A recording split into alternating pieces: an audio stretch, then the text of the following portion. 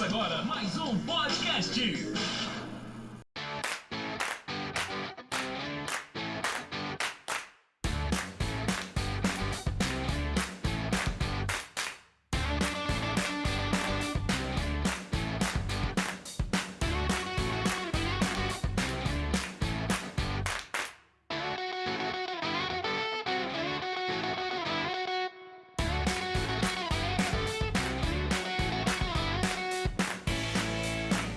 Mas tem um assunto aqui que eu acho que é interessante, que fala sobre nutrição e psiquiatria. Ah, é? Que é a nutrição psiquiátrica, né?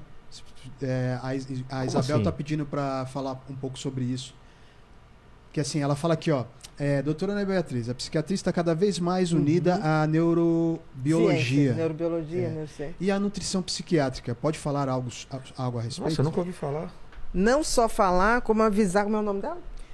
Isabel Dauge. Isabel, provavelmente até o meio do ano eu estou lançando um curso online sobre isso com uma nutricionista, que é a doutora Lília Teixeira. Nutrição? Psiquiátrica. Nossa, o que é? Por quê? Existe por exemplo, se você tem diabetes, você tem um nutricionista que vai botar ali o que você pode e o que você não pode. Tá. O tipo de carboidrato, o que é mais saudável, o que não é.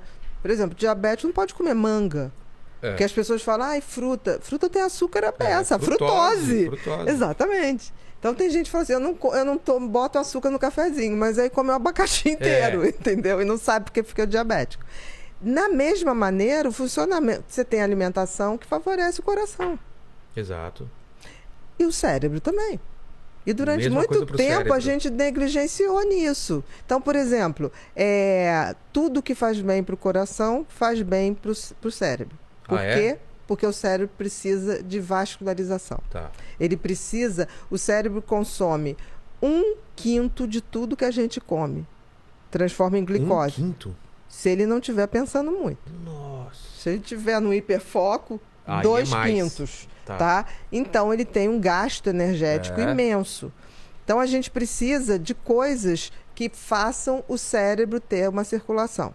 Então, tudo que faz bem. Ao mesmo tempo, existem doenças que a gente sabe que precisam de determinados nutrientes. Por exemplo, deprimido. O deprimido tem que ter vitamina D acima da média.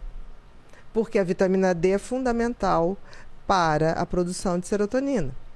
Que vem do sol. Não, melatonina. Não, a D. A D vem do sol. Mas, por exemplo... Tomar sol é bom. Mais ou menos. Ah, não é?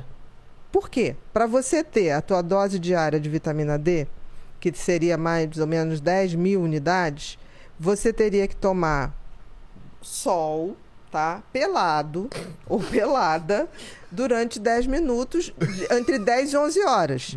Qual é o dermatologista que vai permitir que isso ocorra? Primeiro que você não vai ter onde ficar pelado para fazer isso. É 10 minutos. Aí o que as pessoas fazem? Põe o braço, né? Aí fica o braço e não absorve. Você precisa daqueles 10 minutos no corpo inteiro.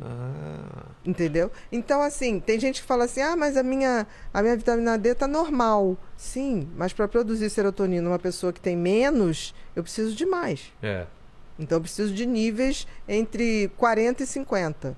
Quando você vai vir ali no laboratório, que o nível é acima de 29, de 28. Para o deprimido é pouco. Para a tua imunidade é pouco. Entendeu? Por exemplo, L-triptofano. L-triptofano é o aminoácido que faz... Imagina que a serotonina, que é um antidepressivo natural, que atua na qualidade dos pensamentos. Tá. Quem tem serotonina baixa tem pensamentos intrusivos, obsessivos e negativos. Muito. Então, o que acontece? Imagina que a serotonina é uma parede. O tijolo que faz essa parede chama L-triptofano. E o cimento que cola isso é magnésio, é zinco. Então, para eu fazer isso, eu preciso dessas substâncias. Entendi. Aí você fala, se você é deprimido, você tem tendência a ter menos esses elementos. E outra coisa, deprimido não pode ter intestino preso. De jeito nenhum. Porque a maioria onde se produz serotonina? Cérebro e intestino. No intestino se produz mais serotonina e dopamina do que no cérebro. Cara, e Tem neurônio no Tem, no intestino? Quando eu Tem. descobri isso, Tem. eu achei incrível. O intestino é o segundo cérebro. Literalmente. O Hélio Póvoa, Que o doideira. cara que trouxe esse conceito de ortomolecular para o Brasil,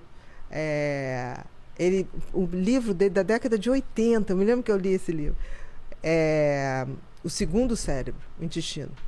Nossa. Não precisa nada. Qual o termo que se usava antigamente para falar que a pessoa estava com o intestino preso? Fulano está enfesado. É. Retenção de fezes. Exato. Então, por exemplo, quando chega um paciente, eu falo, não tem como o intestino não funcionar. Porque tem gente, principalmente mulher, que chega e fala assim, eu falo, como é Ai. seu intestino? Ah, não vou ao banheiro. É razoável. Eu falo, não, mas o que é razoável? Você vai ao banheiro todo dia? Não, uma vez por semana. Eu falei, O isso é quê? péssimo.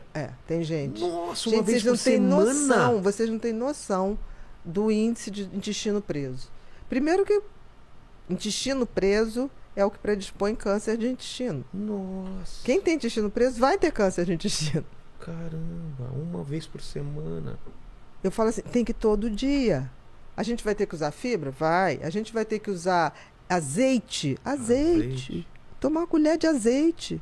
Que, por sinal, o azeite faz bem para o intestino funcionar e para a produção de dopamina e de serotonina.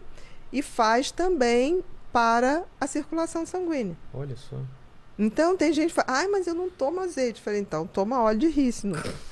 Vamos pro azeite, então. Então, vamos pro azeite, né? Então, assim, isso que ela está falando é fundamental. Nossa, que e isso interessante. vai ter que ser uma coisa que vai ter que sair com a prescrição, porque não adianta você dar o remédio.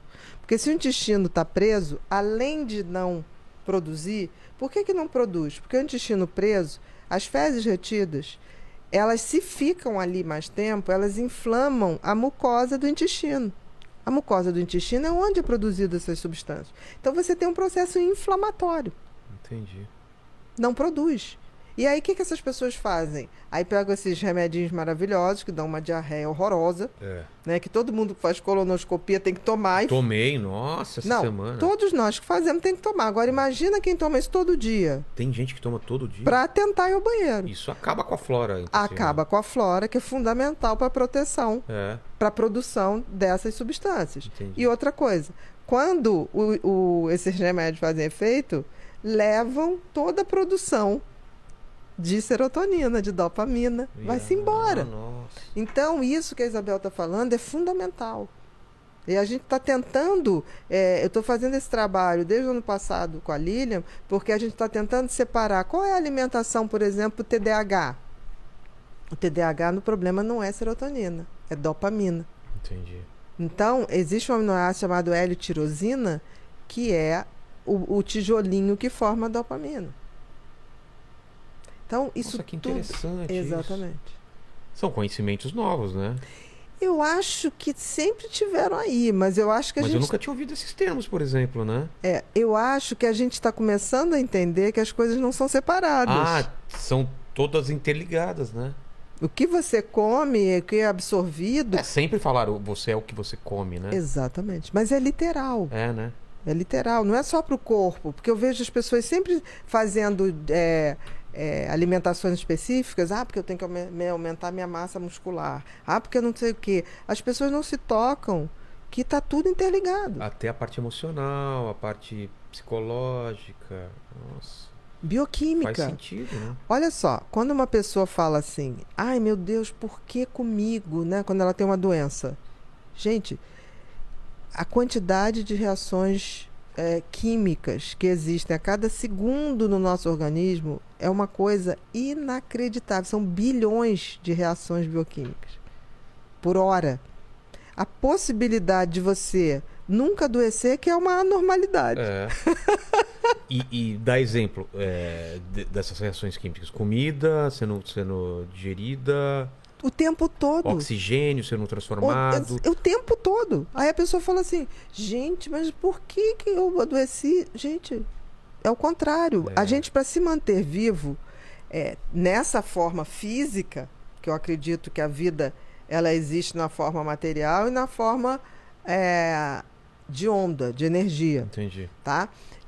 Nessa forma que a gente conhece, é o contrário da lógica. Porque você ter uma matéria dá um trabalho para manter isso É. aqui inacreditável. É a tal da entropia, né? Exatamente. As coisas tendem a decair ao caos e não a...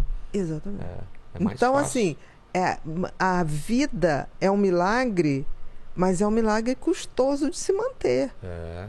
Muito custoso. Não é fácil. E quanto mais passa o tempo, mais você tem que fazer... mais energia você tem que gastar para se manter igual, né? Exatamente. É Então, assustador assim, isso. não sei se é assustador, ao mesmo tempo é muito legal, porque assim, quando você consegue ir envelhecendo com saúde, cara, você dá uma sensação tipo assim, eu estou agradecendo a essa mágica que acontece, estou Presente. sabendo levar esse presente que foi me dado, É. sabe? Faz Com sentido. carinho. Você começa a entender que a vida foi te dada, mas você, no fundo, você vai ser teu pai e tua mãe. Te cuidar disso aí. Você pode ajudar a cuidar do teu filho, mas você vai ter que ser pai e mãe de você também. Como um dia ele vai ser também dele, né? Como um dia ele vai ser dele também.